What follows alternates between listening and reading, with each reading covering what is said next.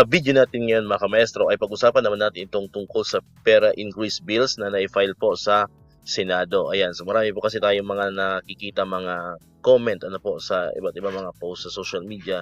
And especially po sa mga post din natin sa YouTube, may mga mangingilan na nagtatanong doon kung mayroon bang maganap na pag-increase dito po sa ating personal economic relief allowance or yung pera. Ayan, matagal na pong napako sa 2,000. Ayan, so ilang dekada na po yata lumilipas mga kamaestro at wala pa rin pong pagtaas sa atin pong natatanggap na personal economic relief allowance, especially po sa atin sa mga teachers sa hanay po ng DepEd. Ayan, so alam naman po natin maganda sana kung magkaroon ng increase itong pera sapagkat ito po ay kumbaga buo natin natatanggap wala siyang tax.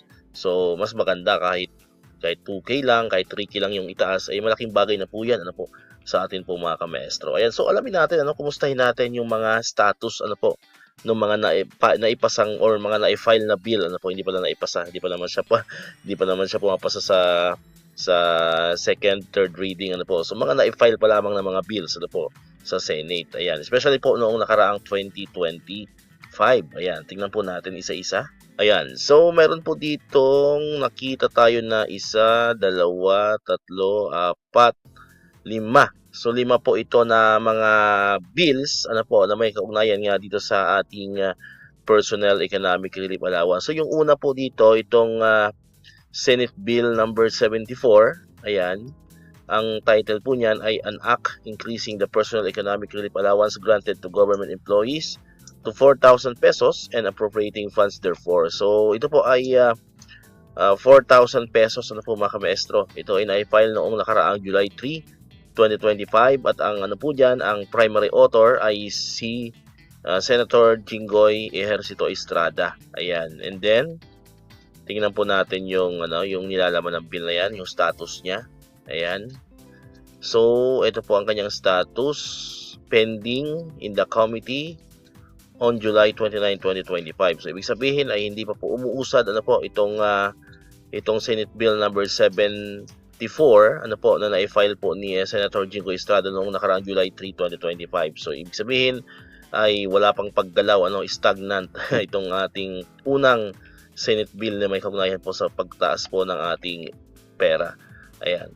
Punta naman natin yung sumunod. Ayan. So yung next po dyan ay itong Senate Bill number 233. Ayan. So itong Senate Bill number 233, na-file naman po siya noong July 7. Actually magkasunod lang July 3, then ito naman July 7.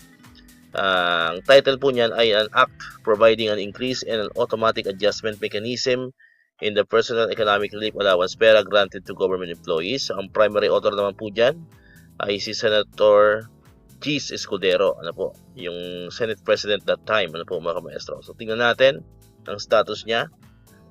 Ayan po, ang status niya ay same din, So pending din po siya sa committee noong August 4, 2025. So ibig sabihin ay wala na rin pong development dito sa Senate Bill number 233 ni Senator Chis Escudero.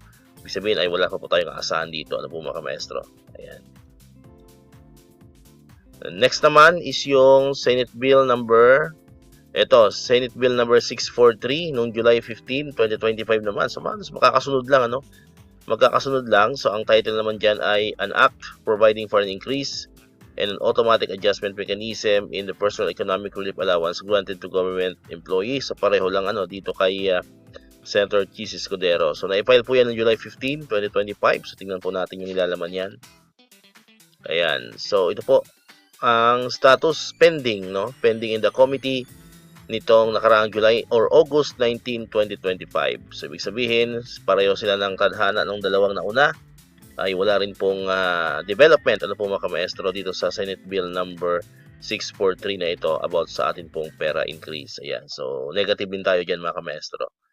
Next ay ang Senate Bill number 1186. Ayan. So Senate Bill number 1186, yan po ay na-file ni Senator or ang primary author po niyan ay si Senator Lito Lapid. Na-file po siya noong August 14, 2025. Ito po yung kanyang title, an act increasing the personal economic relief allowance pera granted to government employees to 5,000 pesos, appropriating funds therefore. So ito po ay 5,000 pesos naman ano po kay Senator Lito Lapid. So silipin po natin ang status niya. Ayan.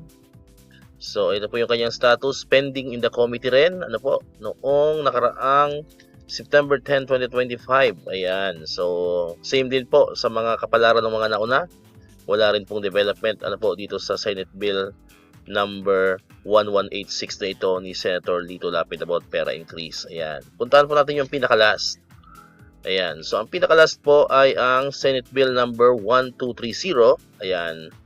So, si Senator Lito Lapid pa rin pong author nito. Ano po mga maestro? So, nakalagay niya na an act for increasing the personal economic relief allowance granted to a government employees to 5,000 pesos appropriating fund therefore. Tingnan po natin yung status.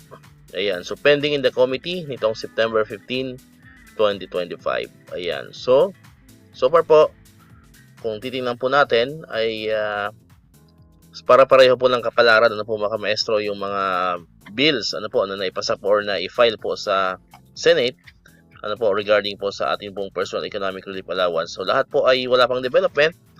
So, hopefully po ay itong taon na to, no, 2026, ay kahit papano, kahit isa man lang dito, no, kahit isa man lang basta totoo, no? Kahit isa man lang basta makarating ng third reading, no? Third and final reading, abay mas maganda, no? Kaysa naman ang dami-dami mga bills na ipina-file pero natutulog lang naman po sa Congress or sa Senate. So wala rin po silbi, ano po mga maestro. Kumbaga nagiging ano lang siya, kumbaga parang dekorasyon lang, no? May masabi lang na mayroong bills pero at the end of the day ay hindi naman ipapasa, kumbaga natulog lang yung bill na yon, ano po mga maestro. So yun po naman ang ating wini-wish ano po, since dati pa naman ano po mga maestro, kasi nga sabi ko kanina ay medyo matagal na po, ano, matagal ng panahon na dekada na actually, no, na hindi nagkakaroon ng pagtaas po ang ating personal economic relief allowance. So sa tingin po natin, it's about time, ano po, it's about time naman na i-priority po yan ang ating pong pamahalaan, no, especially po ang mga lawmakers po natin, na isa sana ay isa sa maging priority po nila yung increase po ng ating pera. Siyempre, nakadepende rin po yan sa ating Pangulo, ano po, kasi pag nagkaroon naman siya ng request, ano po, sa Congress, both in the upper and lower Congress, ay baka mag-grant naman, ano po mga maestro. So yun, so sana ay kumilos na po sila, ayan, para naman kahit paano ay makatulong po sa atin yung increase, ano po, if ever man, ano, may maipasa na bill or batas, ano po, dito sa atin pong personal economic relief allowance. Alright, so kayo po, ano po yung opinion nyo tungkol dyan? Ano ba yung saloobin nyo tungkol dito sa atin pong pera, ano po, na natatanggap sa kasalukuyan? Ito ba ay sapat pa rin o talagang kailangan na po magkaroon ng pagtaas, ano po, dito sa ating natatanggap na pera? Alright, so comment lang po kayo sa atin pong comment section. Libre lang po yan at yan po ay babasahin po natin. Ayan, so dito natatapusin yung ating video ngayon mga kamestro. Kung di ka pa nakakapag-subscribe, click mo na ang subscribe button dyan para ko yung unang nakapanood ng mga videos na ina-upload natin. Katulad ito yung mga updates pa rin about sa pera and other benefits sa mga teachers and government employees. And syempre, click mo na rin ang notification bell button para ma-notify ka, always updated ka pag may mga bago tayong uploaded na videos. So muli, maraming salamat sa inyong panonood at pakikinig. Once again, El Maestro, see you on my next vlog. Bye-bye!